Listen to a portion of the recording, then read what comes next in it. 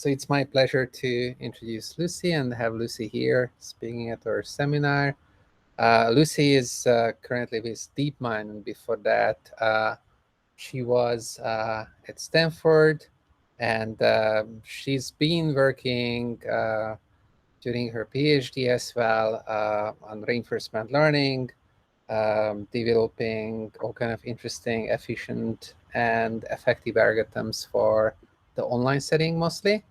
And today she's going to talk about reinforcement learning bit by bit, which is their latest work about in this series of works that they've been putting out there. Lucy, stage is yours. All right, thank you. Yeah, so very glad to be here. So I'm going to talk about our recent work at reinforcement learning bit by bit. And this work, it sort of offers a new way of thinking about data efficiency in reinforcement learning. And this is joint work with Ben, Vikranth, Morteza, Ian, and Zhen at DeepMind. All right, so over the past decade, reinforcement learning has achieved enormous success in simulated environments. But state-of-the-art technology still suffers from data inefficiency. So this plot shows the performance of SODA agents applied to a very simple robotic task. The horizontal axis shows the amount of data used, and we see that even for these simple tasks, current technology requires an enormous amount of data. So this might be okay for agents running simulated environments, but if you want to move to real environments, we really need a breakthrough in addressing data efficiency. Now, there's another field that has struggled with data efficiency for years, and that is communication. So for decades, people have been working very hard in improving data efficiency in communication. Reinforcement learning shares some similar challenges and can really benefit from drawing inspiration from that field. Well, there are some differences between these two fields. For example, the objective in communication is to maximize information throughput, but the objective in reinforcement learning is to maximize reward. And because of that, bits serve as a means to an end, and the cost of acquiring these bits matters. That said, we can still benefit a lot from leveraging the tools from communication, where people have been thinking about data efficiency for a long time. Okay, so these two fields seem to follow two opposite maxims. So in communication, information comes first, and then comes computation. In the 1940s, people, like Claude Shannon, they developed concepts like bits to quantify information, and they really tried hard to push the fundamental limits of data efficiency, assuming infinite computation. And it was not until in the 90s where scalable implementations started to appear.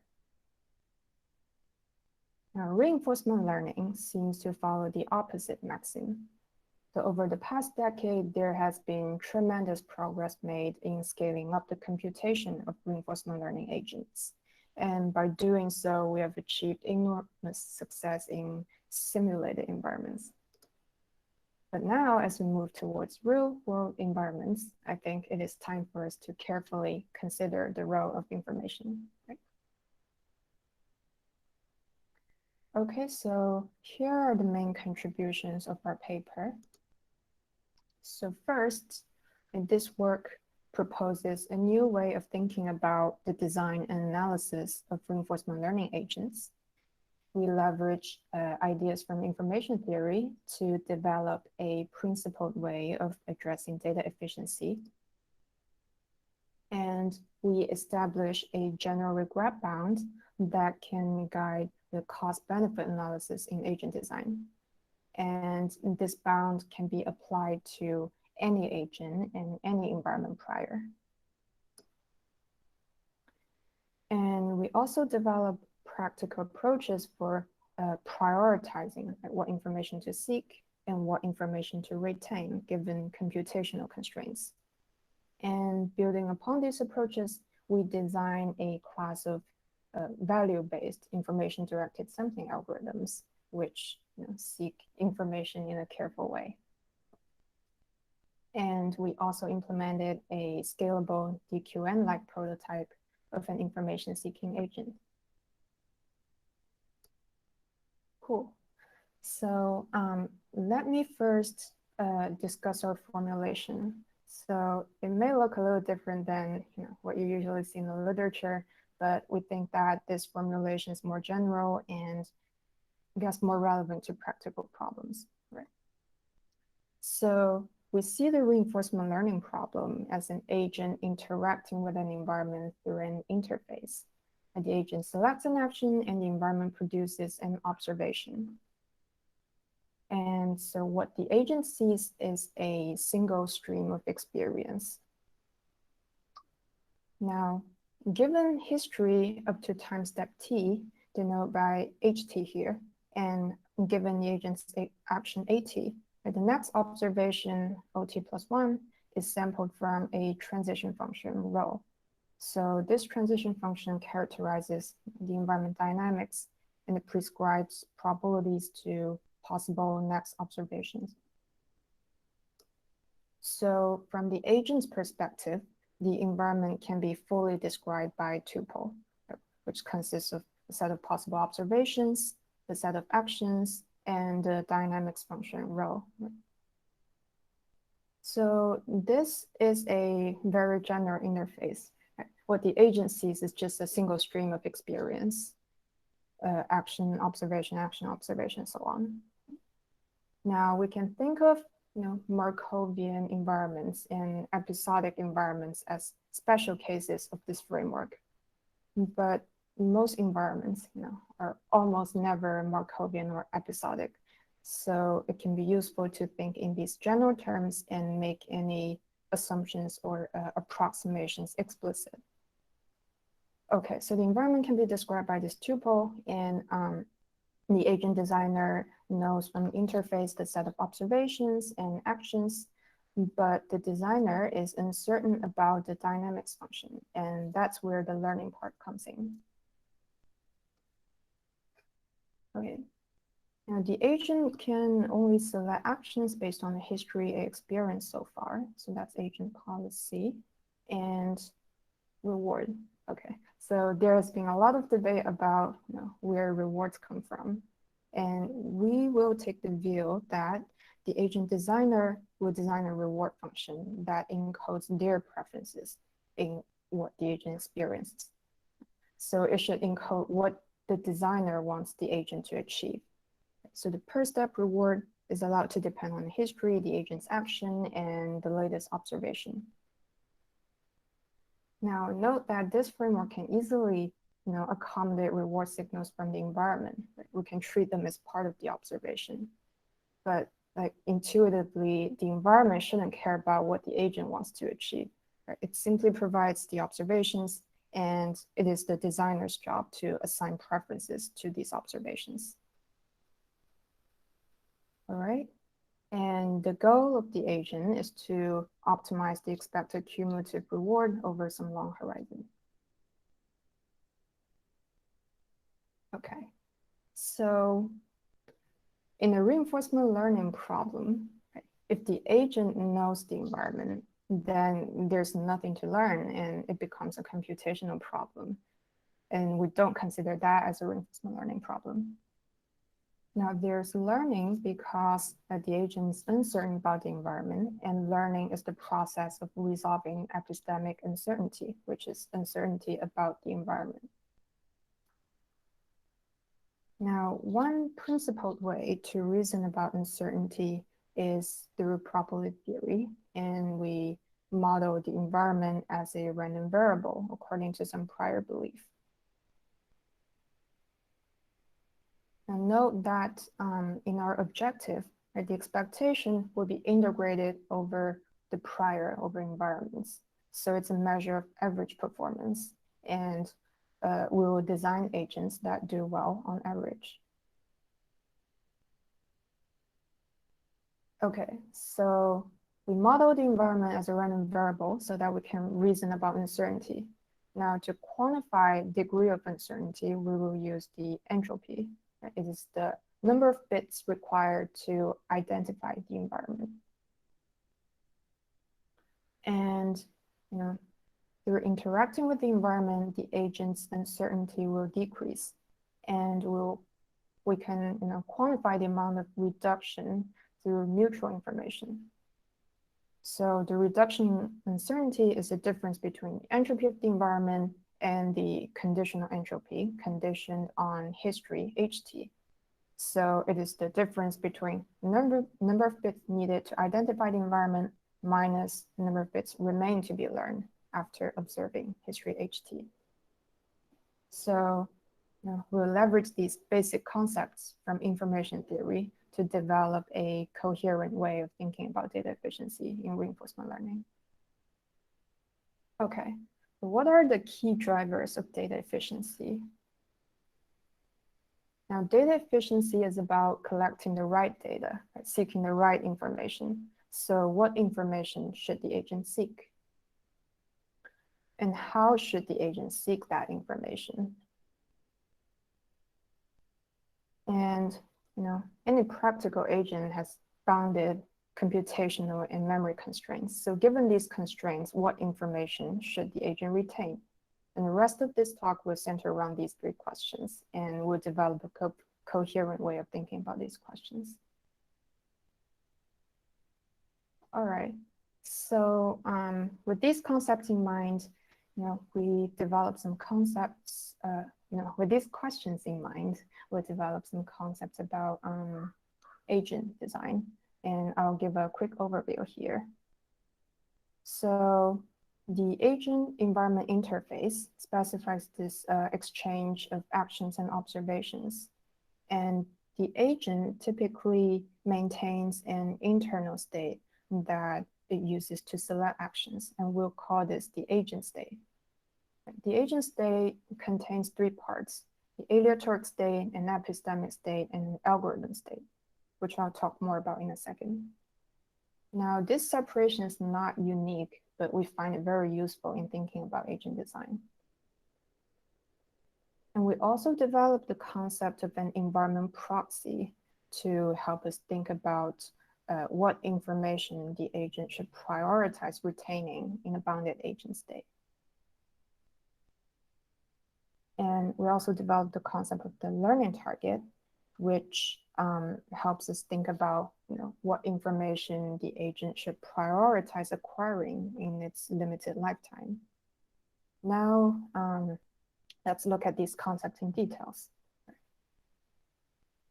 So the agent state is data maintained by the agent in order to select actions. So it should encode everything the agent can use to select actions. And more concretely, at each time step, the agent selects an action that depends on history only through the agent state. This is essential because the agent has to operate within bounded memory and computational constraints. It can't keep processing an ever-growing history. Okay, so the agent registers the next observation and it updates the agent state based on the current agent state, action, and observation. So this is an incremental update that does not depend on history.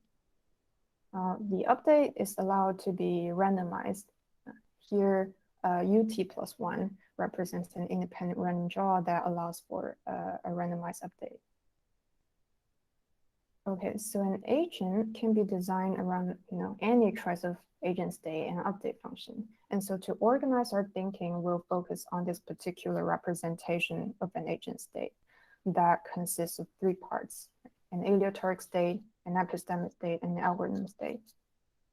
Because we think that almost all existing algorithms can be viewed through this representation. Now, this separation, is not the only way to define an agent state, but it provides a useful interface for us to think about agent design. Okay. So what is an Aliatoric state? An Aliatoric state, it is a compression of history that summarizes the agent's current situation in the environment. Now, what are some examples? So if the environment is an MDP, we can take the aleatoric state to just be the MDP's environment state. It perfectly summarizes the agent's situation in the environment. And it can be updated incrementally. Given a new observation, the aleatoric state can easily update it to the new environment state. And if the environment is Atari games, you can take the aleatoric state to be, for example, the last few frames of the game that the agent registers. Although, the future can still depend on past frames beyond these last few frames. But these last few frames serve as one reasonable summary of the agent's situation in the environment.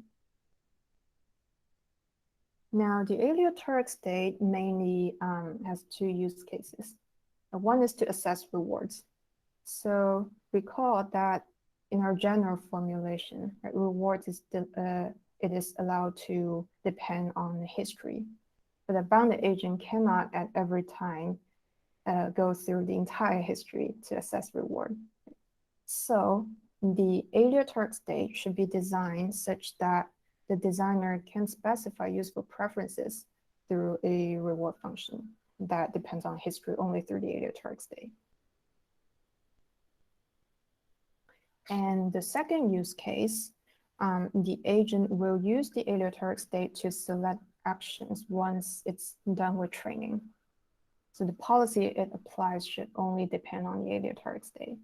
For example, we could have a policy network, and when we're done with training, the agent will select actions using the policy network that takes the aleatoric state as input. Okay, so that's aleatoric state. Now, what is epistemic state? The epistemic state is a compression of history that encodes information about the environment extracted from history. So the agent's experience will reveal a lot of information about the environment, and the epistemic state is designed to summarize this knowledge about the environment. And for example, in a DQN agent, knowledge about the environment is represented by an action value function, right? A Q network with some weights data T, and a replay buffer, BT. So in a DQN agent, the epistemic state is comprised of neural network weights data T and buffer data, BT. Now recall that the agent state needs to be updated incrementally. So when the agent registers a new observation, we can update the replay buffer, for example, in a first in, first out manner, and the weights of the Q network may be updated by sampling a mini batch of data from the replay buffer and applying a temporal difference step. Now, a more sophisticated epistemic state may retain some uncertainty information as well. For example, it can contain an ensemble of action value functions instead of a single point estimate. And by retaining an ensemble of Q networks, the agent can estimate the epistemic uncertainty about the action value function. And this uncertainty information can be extremely useful for information acquisition, which we'll talk about later. All right, so that's epistemic state. It summarizes the agent's knowledge about the environment.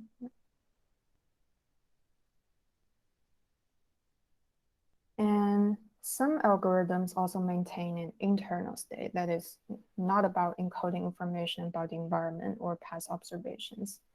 And these data will be part of the algorithm state.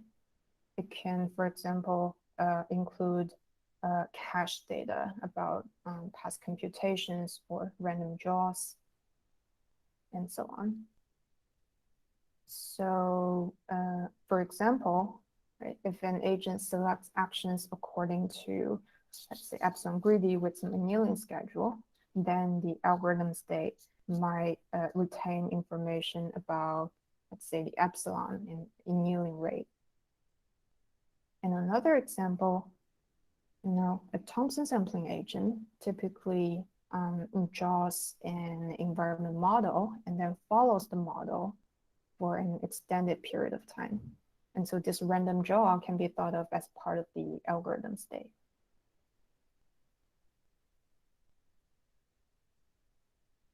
Okay, so we've talked about how we can structure our thinking about the agent state.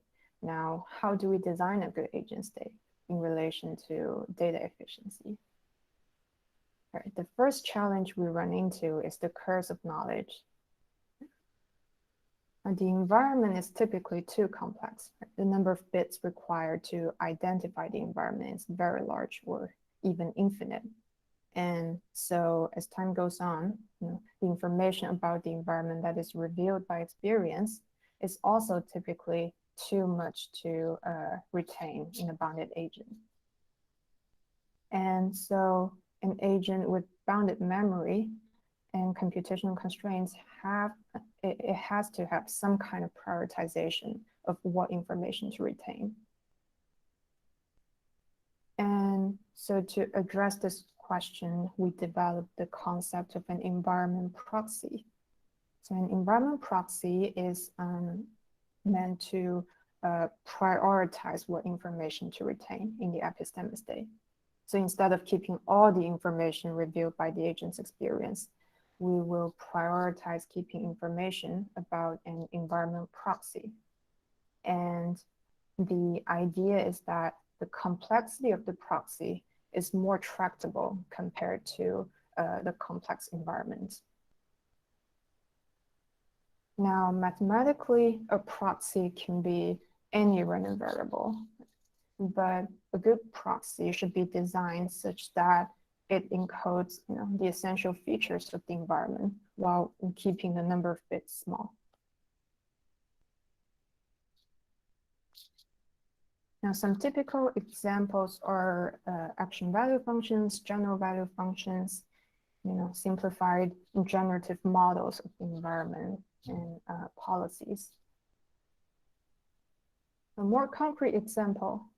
So in DQN and ensemble DQN agents, the environment proxy can be thought of as an approximate optimal action value function generated by some neural network weights.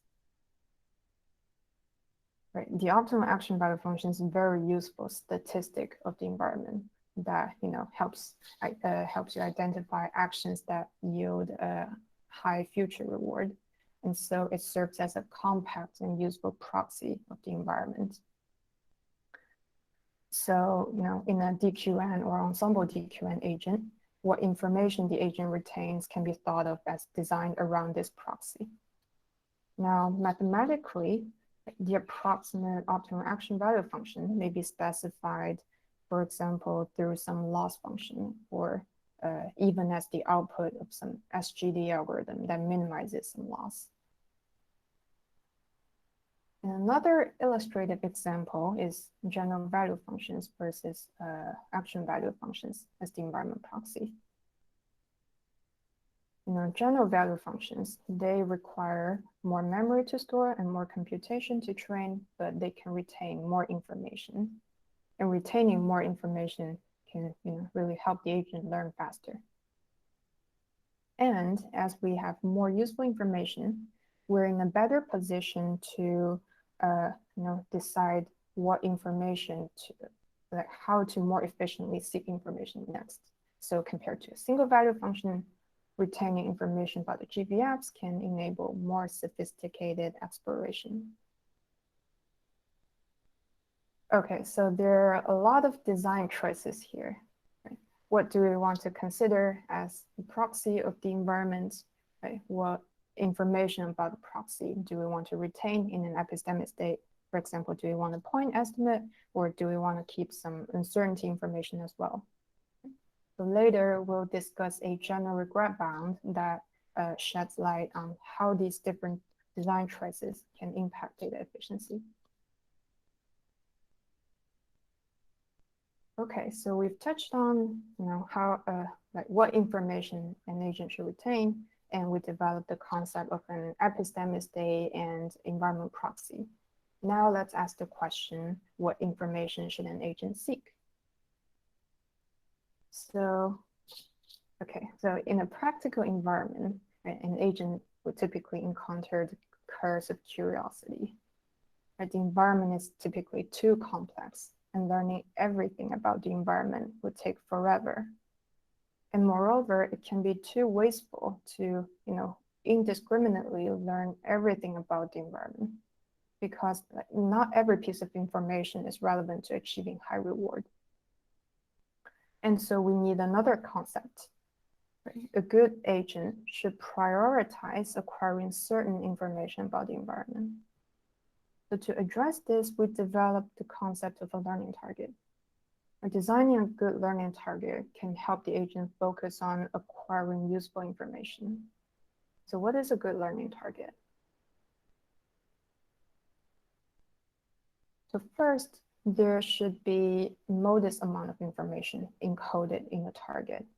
Right? The reason is that the agent's lifetime is limited relative to a huge environment, and the target should be something sensible for the agent to learn within the agent's lifetime. And second, once the agent identifies the target, it should be able to execute a target policy. Right? And the regret of this target policy shouldn't be too large. Right? The performance loss from learning something simpler than the environment should be limited. Right? These requirements are very intuitive, right? They're essentially saying that, in a complex environment, the agent should prioritize acquiring a modest amount of information that can be used to produce an effective policy. And here is a very simple example that illustrates how a learning target can be extremely useful. So the environment is a bandit with independent arms, and the number of arms is large. There are k actions, k is large, and the reward of these actions are deterministic between 0 and 1. And the RKs are initially unknown to the agent, and the prior belief is that they're IID uniform between 0 and 1. Okay, now if the agent aims to learn the optimal action, then it can't do better than trying out each action once. But when the number of actions is large, this can be too wasteful. And so an alternative is to settle for a slightly less optimal but easier to learn target. So for example, the target could be an action with reward that is within epsilon of the optimal reward. So we'll call this epsilon optimal action a satisficing action. Okay, so what are the trade-offs here?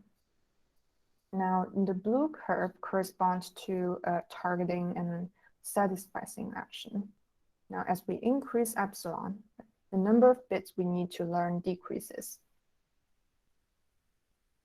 But how does this relate to performance? Now, here we consider a Thomson sampling agent designed around these two learning targets. So in this plot, y-axis is cumulative regret.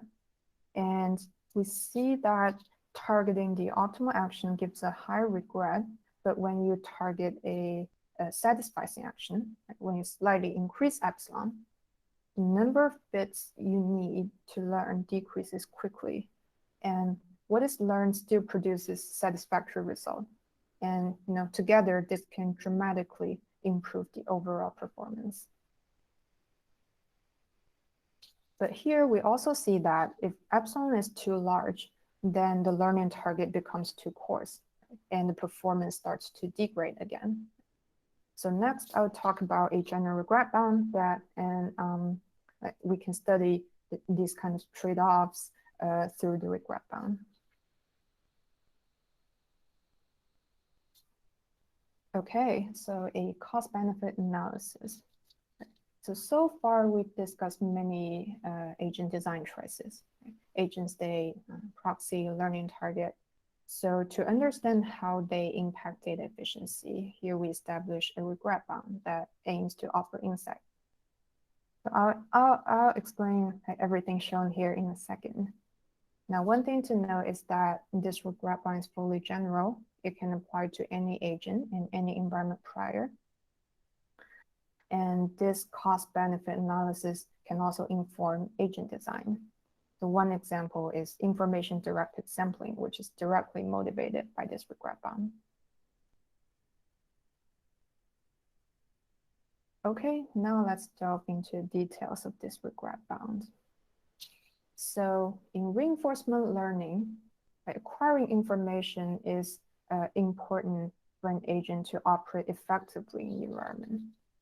But the goal of the agent is not to acquire as much information as possible. Right? The goal of the agent is to obtain rewards. So we need to consider, both the costs and benefits of information acquisition. Now, one way to evaluate the costs is to use regret to represent the costs and to use information gain about the learning target to represent the benefit. And now let's make them precise. Okay, so before we talk about... So before you get into these, so could you go back to this regret bound that you showed? And so somebody asked in the chat, like, what are the assumptions to get this bound that you're showing? Yeah, here. Like, what are the conditions for this to hold, and what algorithms achieve this?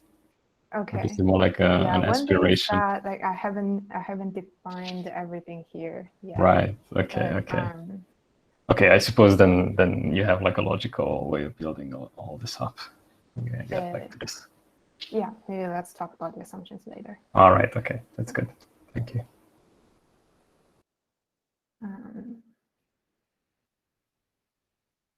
Okay. Right. So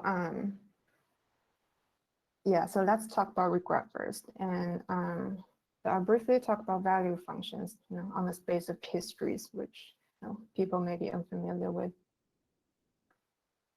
All right, so similar to value functions for MDPs, we can define value function for policy pi at a given history h.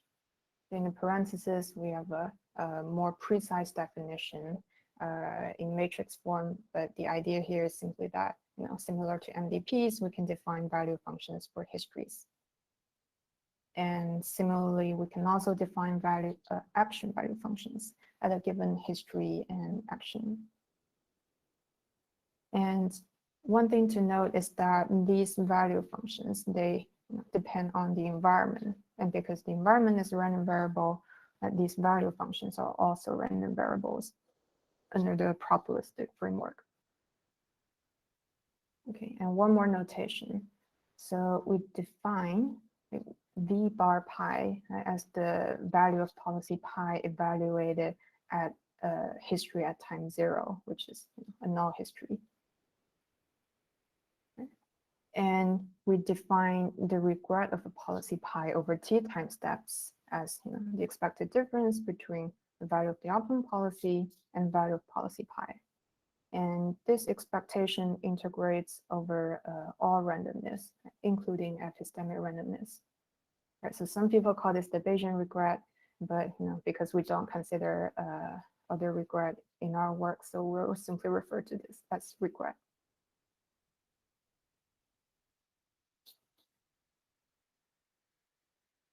Okay, so we can generalize this concept of regret to regret with respect to a baseline policy. It's the expected difference to the value of a baseline policy instead of the optimum policy. So for example, we can take the baseline policy to be the target policy. We may be interested in comparing to the target policy because it is what the agent aims to converge to during the process of learning. And the regret with respect to a baseline policy, pi bar, can be decomposed into a sum of expected one-step shortfalls. And they are measured with respect to baseline policy pi bar. And so at time step t, we will define the cost of taking an action AT as its one-step performance shortfall relative to some baseline policy. So the cost is this one-step regret. Okay, I haven't been following the chat. Oh yeah, we are following. Yeah, we are okay. keeping track of that. So if there's All right. something really burning, we're gonna bring that up. I guess you're probably gonna clarify this, but I suppose one problem with this coast is that it's not observable, right? That you don't necessarily know what pi bar is, and you Yes, definitely Well, I guess don't if you know know that what the values are. you're done with learning, right? but you take the expectation over at the target policy as well. No, I think that the question is, does your algorithm knows pi bar? Probably not. Does your algorithm know? Your agent does, like, it is what you're trying to learn. Yeah, that's So what your I was agent like. does The point is to does learn. not Yeah. learn. No, Yeah. yeah. But when evaluating this cost, we're taking the expectation. Let's find that it doesn't know. Okay, so we've defined the cost. Now we'll define information gain. And here is one proposal. So we can define tau step information gain as the entropy of the learning target conditioned on the epistemic state at time t minus the entropy condition on epistemic state at time t plus tau. So recall that the epistemic state retains the agent's knowledge about the environment. So conditioning on the epistemic state means that how much uncertainties remain given the agent's knowledge about the environment. So this is the reduction in the amount of uncertainty about target over tau steps. And by looking at head tau steps, this definition considers delayed information gain, which is critical in reinforcement learning. Now, one thing to note is that this definition is kind of assuming that all information about the learning target is relevant to the environment. And that's why we measure the reduction in uncertainty about the learning target when we think about learning of the environment. So a generalization of this definition that doesn't rely on this assumption is to look at the mutual information between learning target and environment conditioned on epistemic state. So it's the environment relevant bits encoded in the target condition on the epistemic state. And so this will allow the learning target to include other randomness. So for example, when a target is defined as the output of a randomized algorithm like SGE. Okay, so we've talked about a measure of the cost and benefit of information acquisition. And one way to measure the trade-offs is through the information ratio. So here the numerator is squared expected shortfall at time step t, and the shortfall is relative to some baseline policy. And the denominator is tau step information gain averaged over duration tau. So the information ratio is with respect to a horizon tau for considering delayed information, a baseline policy to measure the one-step shortfall, and we assume that the epistemic state is designed such that the conditional mutual information is non-decreasing. So the denominator is non-negative.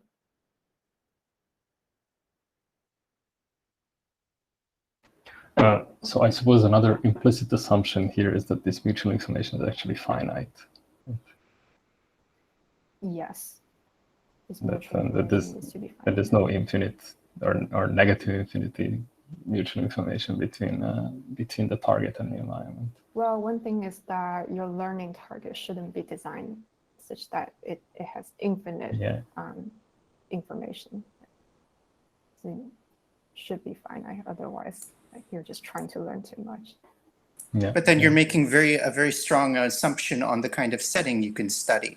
because if you're in a sufficiently general space, that may be highly non-trivial to do. So you more or less are restricting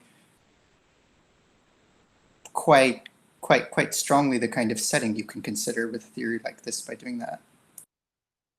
I don't think so, because, you know, the agent's lifetime is limited, right? So if you're, for example, if your setting is very complex, you can still, like, the simplest thing to do would be, you know, just to discretize your setting. Like, intuitively, you shouldn't be learning an infinite amount of information. Sure, but that's not necessarily a useful perspective to take, because what will happen if you do everything discrete is the properties of your discrete algorithm will be controlled by some kind of limit that you don't understand because you've made the choice not to study it. And so that's, so I find that kind of not so satisfying, but certainly if you can't understand even the discrete setting, then you have no chance of understanding other ones. So at least it's a good start. Okay. Yeah. Okay, Yeah, I don't think in I'm any following case, everything that you're saying, but maybe we can discuss that. yeah. In any case, this is an interesting trade-off, and I think that this can be covered.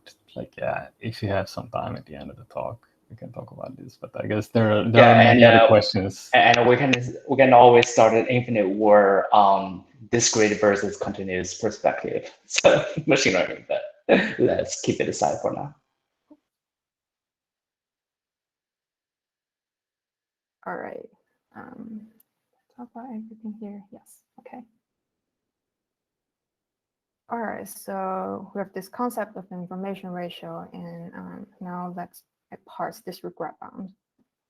So we have under square root mutual information between a learning target and the environment. Right? It's the number of environment relevant bits encoded in the target. And we have the sum of information ratios, which, you know, we would call is one step shortfall squared divided by the average tau step information.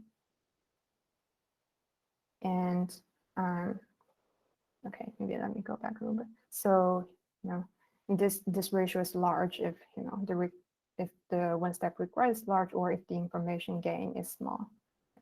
And also note that, you know, this information ratio is defined with respect to the target policy. So the one-step shortfalls are measured relative to a target policy. And, you know, lastly, we add this performance loss of the target policy compared to the optimum policy. And maybe to, you know, build intuition a little bit, let's consider a few scenarios. So if the learning target is too complex, then, you know, it's the curse of curiosity, right? You're trying to learn too much. In the regret bound, the mutual information term is going to be large, and the regret is going to be large, like what happened in a mini-arm bandit example. Now, on the other hand, if the learning target is too simple, then, like, even if you exactly identify the target, you suffer a high performance loss, right, which is measured by this regret of the target policy, the last term here. So if the agent pursues immediate regret too eagerly, then, you know, in the information ratio, the information gain is likely very small if the agent's busy collecting rewards and ignoring information collection. And then the information ratio is going to be large, and regret bound is going to be large. And if the agent, you know, does not retain information well, for example, if the agent only retains a policy and discards all past data, then the information gain is going to be small, and the information ratio will be large and regret will be large. So we see, you know, how this regret bound can be useful in analyzing how different design choices can influence data efficiency. And one thing to mention is that, you know, there are regret bounds of this flavor established in the past for bandit environments. Our work here is a generalization of these concepts and ideas, and we extended these ideas to reinforcement learning. Okay, so let's look at some examples of how this regret bound may be applied. So we mostly focus on you know, Thomson sampling, IDS, and UCB algorithms. So Agents outside of these families can also be viewed through this lens, but we leave the analysis open for future work. Okay, so let's first consider Thomson sampling and information-directed sampling agents on Bandit environments. So I'll talk more about IDS later. It is a family of algorithms that is directly motivated by this regret bound. Okay, so there are no delayed consequences in Bandit environments, and it is usually okay to take the horizon tau to be 1 in the information ratio. So that is, we'll consider one-step information gain. And one can show that in the worst case, the information ratio for these algorithms is bounded by a number of actions divided by 2. It's a very clean result. And in a mini-arm bandit, like I mentioned a few slides ago, you don't want the information ratio to scale like the number of actions, like in the worst case. And you can show that if you take the learning target to be a satisfying action, then the information ratio is bounded by some quantity independent of the number of actions. And in a linear bandit, the information ratio is bounded by the dimension divided by 2. So with these bounds on the information ratios, we can recover regret bounds that are the state-of-the-art up to log factors. So there must be something special about thinking of things in this way. And we have also worked out analyses of Thomson sampling and IDS on some special classes of MDPs. And in those examples, the tau step information ratio plays a critical role in accounting for delay information. But the analysis of the general case remains to be solved. There have also been some analysis of UCB algorithms on some specialized bandit environments, and analysis of other algorithms remains open. Okay, so there's still a lot to be understood about how this bound can apply to different agents and different environments. But now let's shift gears a little bit. So far, we haven't yet talked about how an agent should seek information. But here we'll propose one way of seeking information that is motivated by this regret bound. So one might consider designing an agent that aims to minimize this regret bound. And how an agent seeks information has an impact on these information ratios. So one might consider designing an action selection scheme that minimizes these information ratios. However, it's computationally infeasible to jointly optimize over, optimize this sum over t time steps. So an alternative is to break down the dependencies across time and to select actions that minimize the information ratio one at a time for each time step. And this idea is called information-directed sampling. So it's originally proposed for bandit environments. And the idea here is that at each time step, we'll minimize some version of the information ratio. Now, one instantiation of this idea is value IDS. So it is designed to be used with value functions, like action value functions or general value functions, which we take to be the proxy here. And we'll let the epistemic state be an approximate posterior over the action value function or general value functions. Now we want to select actions to minimize the information ratio at each time step. So the key is to approximate this tau step information ratio, since the exact version is typically computationally intractable. But to do this, we will use the approximate posterior represented by the epistemic state to approximate the one-step regret. Now, the difficult part is approximating delayed information. Now, to do this, we will pretend that we observed some fictitious statistics about the future and use these pseudo observations to compress future observations and approximate the tau step information gain. So we pretend that the task of information gain can be approximated by mutual information between the learning target action AT and a pseudo observation YT plus 1. So maybe it's time to maybe go over some questions in the chat. So there's a recent one about asking if you're trying to apply the Thomson sampling information gain techniques from bandits to RL. And based on this approach, you define your setup to be fitted to the assumptions of Thomson sampling and IDS. Yeah, I don't know if you want to maybe reply briefly about this question. So which question is that? So I guess the question is, you know, to what extent is this more of an extension from Thomson sampling for bandits and then extend it to RL? Okay, I don't see this setup as fitted to the assumptions in Thomson sampling or IDS. I think this is a it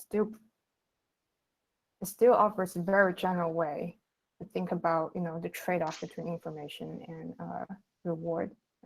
So in principle, you can analyze any algorithm through this framework. And so far, we've been building on our analysis in the past about Thomson sampling or IDS, but we're still be very interested to see application to other algorithms in the future. Sorry about that.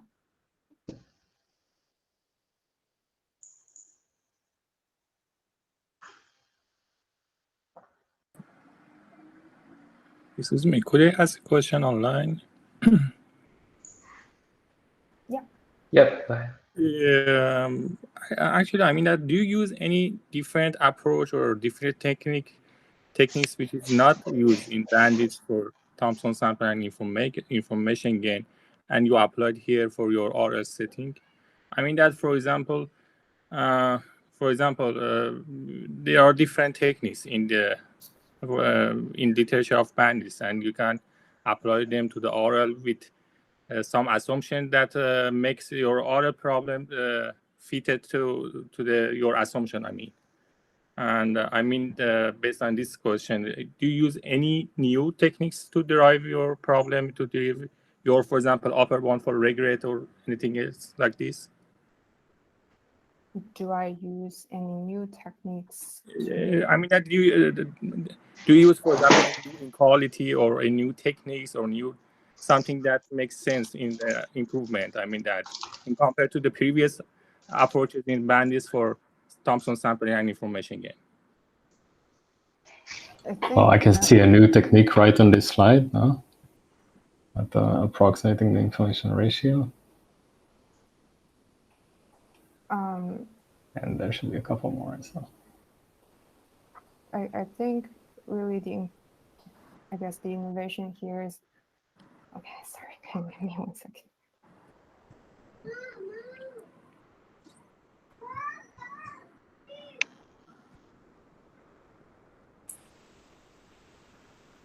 Sorry about that, working from home. Really the challenge here is like, how do we think about delayed information?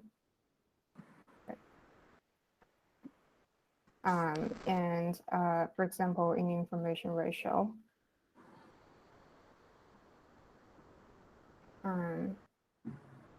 oh wait, okay.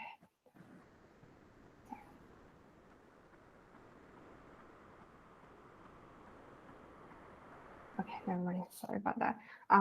Really, in the information ratio, it's not sufficient to just, for example, use information ratio we use in Bandit and think about one-step information gain, and that would typically give you a regret bound that is, vacuous. It's usually infinite or something. So, okay. Yeah, really, the challenge here is, how do you think about delayed information and how do you trade that off with, collecting reward? Yep. So I have a follow-up question related to that. So if I remember correctly, the definition of information ratio, depends on some notion of value function. And if I'm right, like that depends on like the true value function, right? Which you probably don't know before you have a good amount of data to declare these. But like the point of doing good exploration, seeking good information is necessary for you to compute such quantities accurately. So is there a bit of chicken and egg problem over here? But note that here we take the expectation. So Over the posterior? yes, exactly. Okay, got it.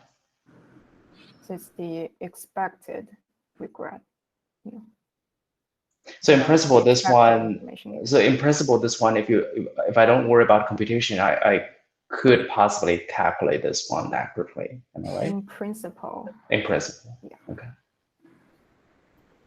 Yeah, I guess if you know how to calculate pi bar in a given environment, which is well, yeah, that's the other thing, computational right? Because problem.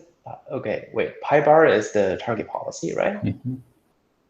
Oh, here I'm using a general baseline policy, but Oh, it's a general usually baseline. take it to be a target policy. Okay, but that's also depends. I see. So that one, It also in depends on some the sense, you also environment. right. You also depends on know in the sense that when you take expectation over posterior for each environment, you sample from the posterior, you know what's the corresponding target policy. Exactly, and then you Yes. integrate over the environment. You integrate over that. Okay, got it. Cool. So are we out Hey. of time? So I don't know if somebody else was ahead of me for a question, but I'm actually very, very interested in this class of methods. Sorry if kind of my comment earlier was a bit, I don't know, out of the blue. One of the things that I'm really interested in is what kind of techniques do you use to actually bound these quantities? So if I give you like some kind of brand new class of bandit problems that nobody's ever considered before, somehow I know one of those, then what would be the first thing you do to try to get a bound on a quantity like this? Yeah, is there a general technique? Like even for examples, like my point is more like if I want to define an analog of IDS in like problems like that, then probably I'm going to be doing some kind of like Hölder's inequality or something of this type to actually separate the information ratio from like an entropy term, and then I deal with the I deal with those two terms separately. That's a general technique that you can apply kind of in a wide variety of settings where the details are slightly different. But what I'm wondering is like, what kind of techniques do we use for bounding this information ratio type term? Okay, I don't think I have a good answer to that. Right now, so it's very setting dependent then. Yeah, the examples I can think of. I would actually be very interested to hear about those.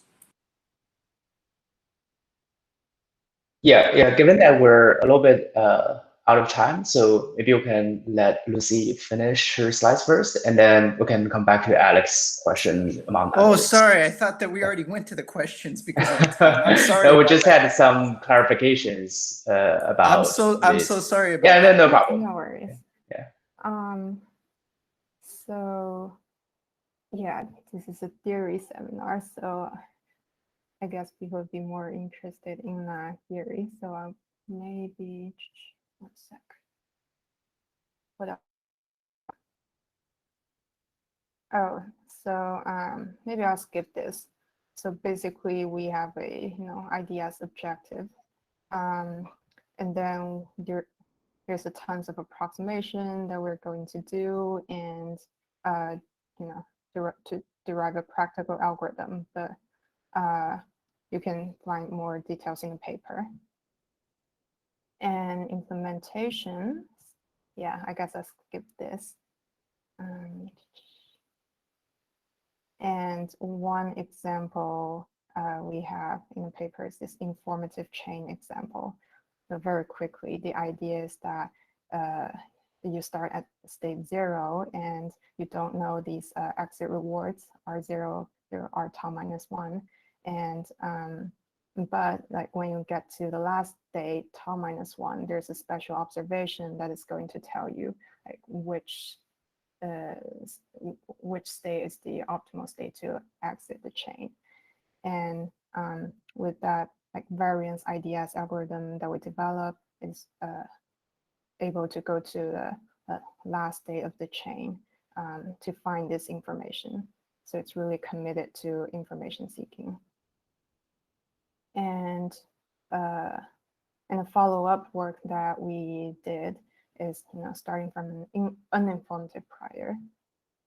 So the idea is that, the IDS, these kind of algorithms, they typically leverage informative priors to improve data efficiency. So what if you start with an uninformative prior? Well, so more specifically, like can an agent learn and subsequently leverage these useful information structures? And so one class of problems where such informative structures can be learned and exploited is multitask reinforcement learning. And so the idea is that you learn an informative prior from all the training tasks, and then you exploit the learned structure with variance IDS during evaluation. So in this follow-up work, we demonstrated the feasibility of this idea with variance IDS. And yeah, really this work opens up a lot of interesting questions. So for example, you can ask, are the concepts we introduce in the paper fundamental, right?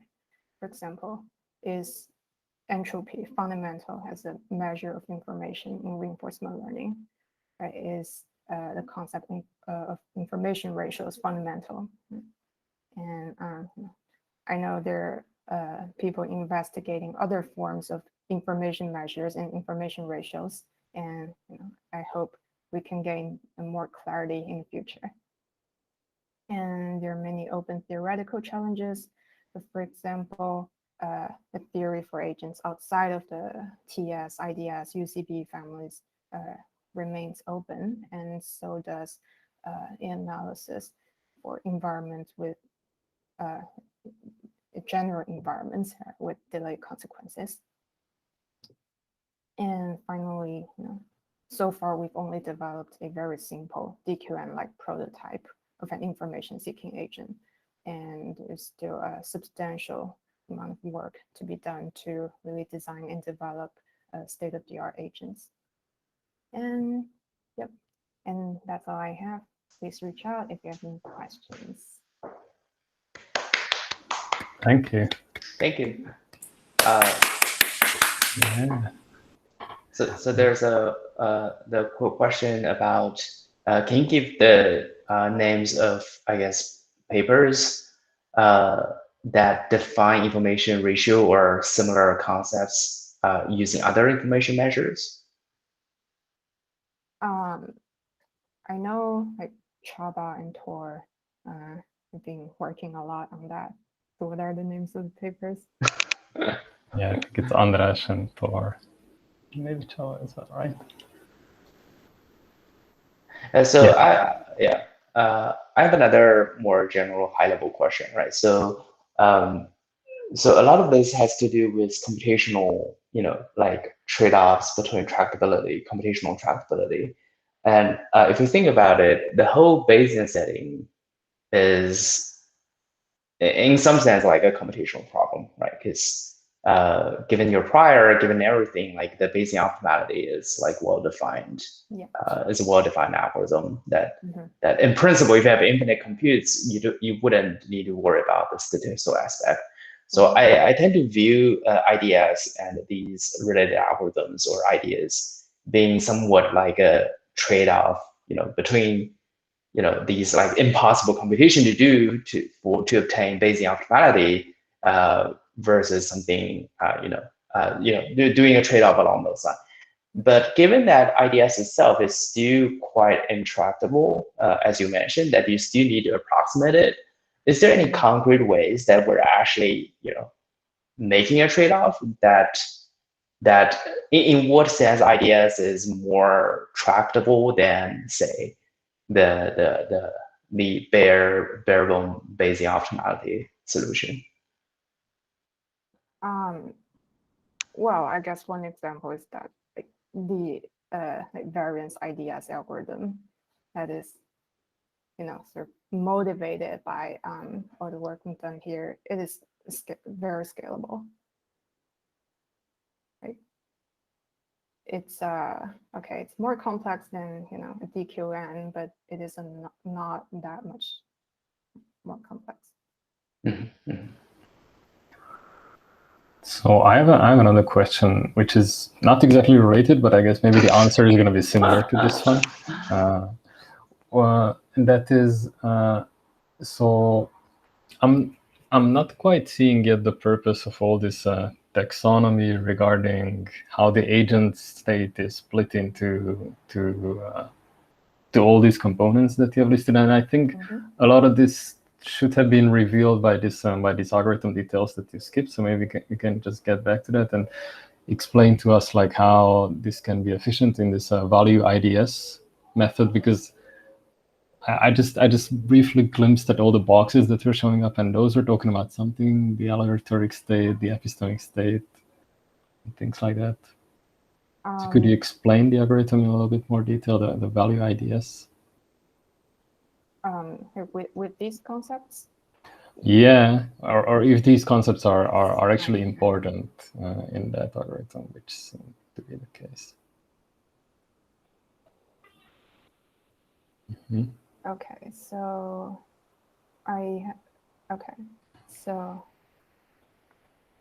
implementation variance ideas. So we've developed concepts like proxy and learning target and epistemic state. Here, the proxy is taken to be a action value function or general value functions parameterized by some, say, neural network weights. And here, the learning target could be the proxy itself or a greedy policy with respect to the action value function. The epistemic state here, it is a epistemic neural network. So epistemic neural network is a concept for uncertainty estimation, and it was kind of formalized in another of our papers. So here it's meant to approximate the posterior distribution of the proxy, and we can train it using TD-like updates. And yeah, I guess here we haven't really talked about Aliatoric state, right? And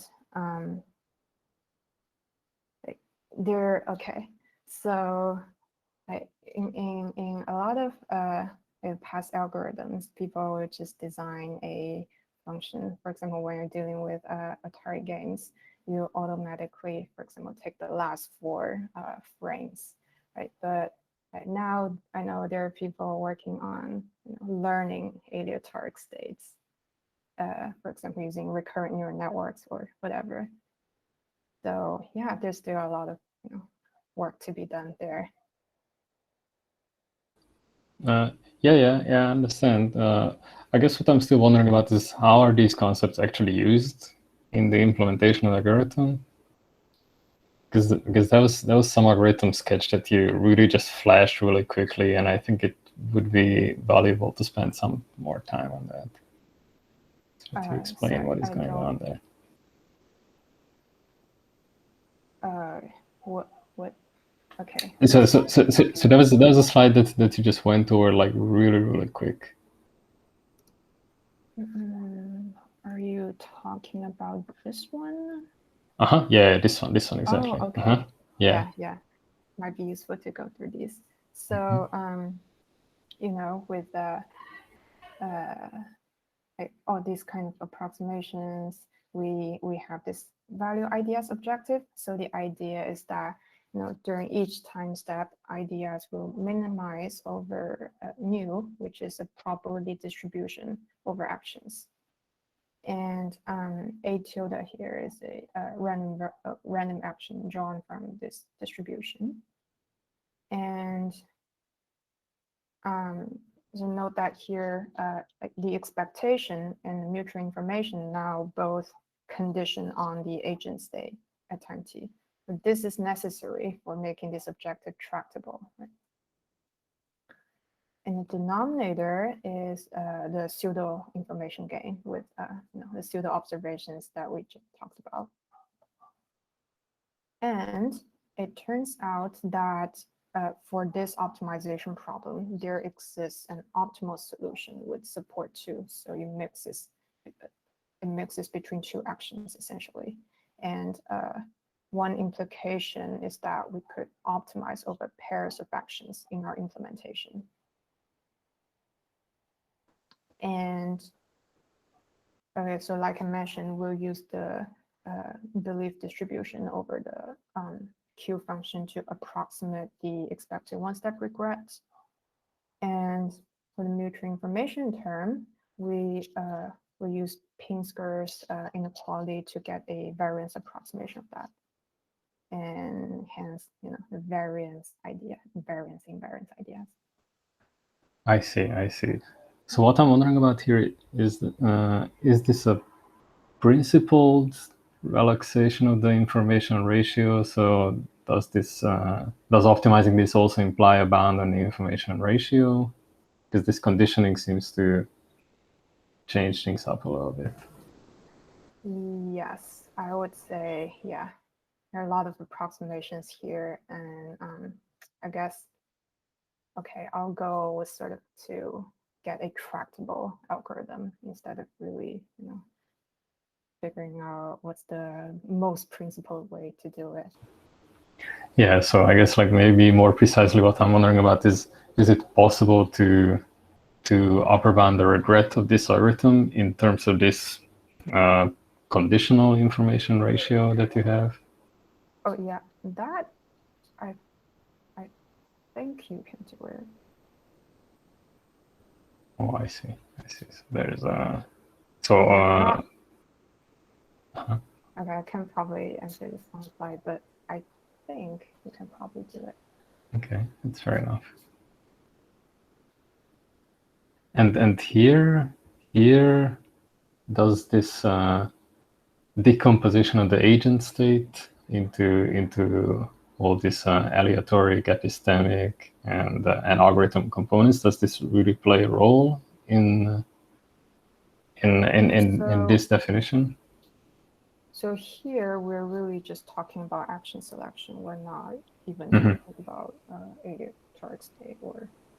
Okay, epistemic state is related, right? Because you have to estimate this posterior distribution over the value functions. So that's related. But yeah, nothing here is about how to design good Aliatoric state. I mean, the Aliatoric, I don't know how to pronounce it, but that state should be a proxy for your history in the definition of your value function, right? Because you don't want to maintain really like the full history. So I guess it's like implicitly over here, right? Yes, that's a good point. Yeah, it's not, it's like, but yeah.